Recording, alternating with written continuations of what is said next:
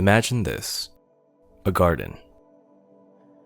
We see God design an experiential environment that engages all of our senses.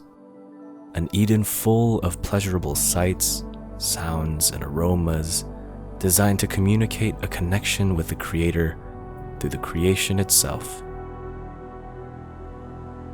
At every moment, creation resonates with God's glory, and we are reminded of who we are and whose we are, because God knew we would need reminding.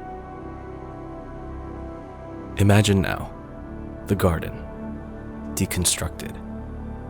It is plowed with concrete and steel structures built on its ground. The connection has been severed. Spiritual amnesia sets in. The experience of the garden is diminished.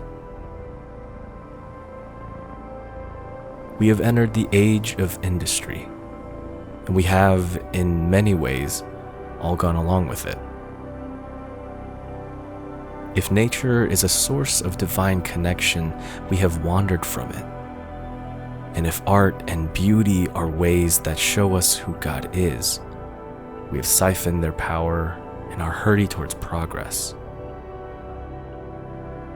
Humans are meant to engage with the world and with God with our whole self, all of our senses, spirit, soul, and body.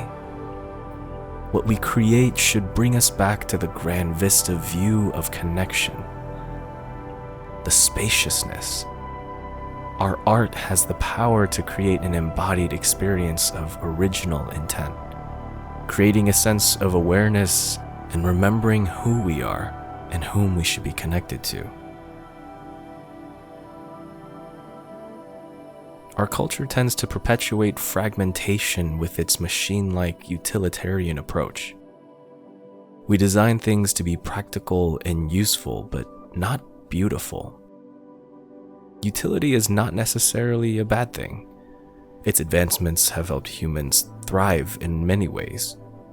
However, practicality doesn't woo us. Beauty will. Efficiency and economy suffocate the message by drowning out the experience. Is it more beneficial for us to work the garden or automate the process? Tools can get us from A to B, but we miss the experience in between, and perhaps lessons that are imperative to our flourishing that are learned in the process.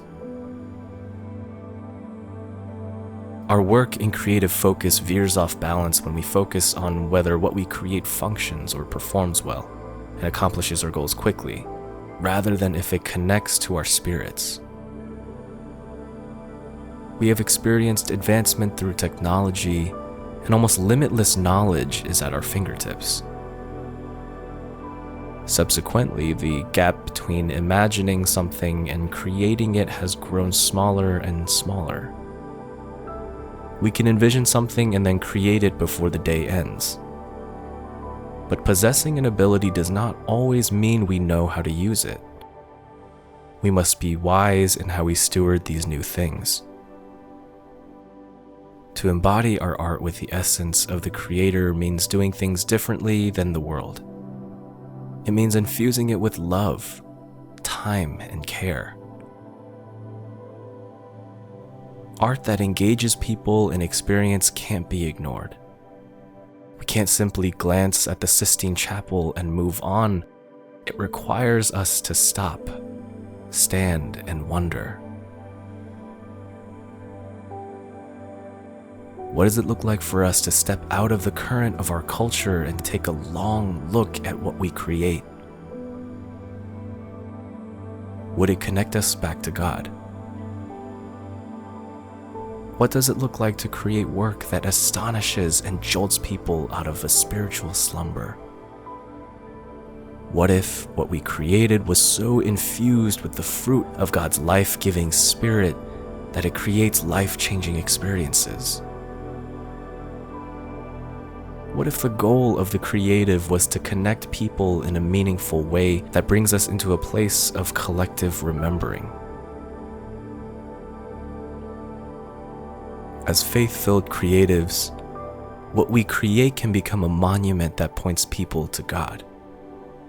Our invitation is to courageously advance creativity by reaching back to its simple origins, to reveal who God is through what we create and how we create it,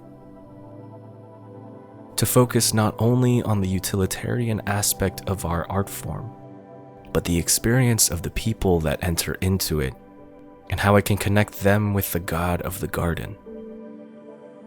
The God of everything is a God of process, not quick fixes, of depth and not facades, of vast experiences and therefore vastly expansive connection. Amen. This guided meditation is presented to you by Alabaster. Learn more at alabasterco.com.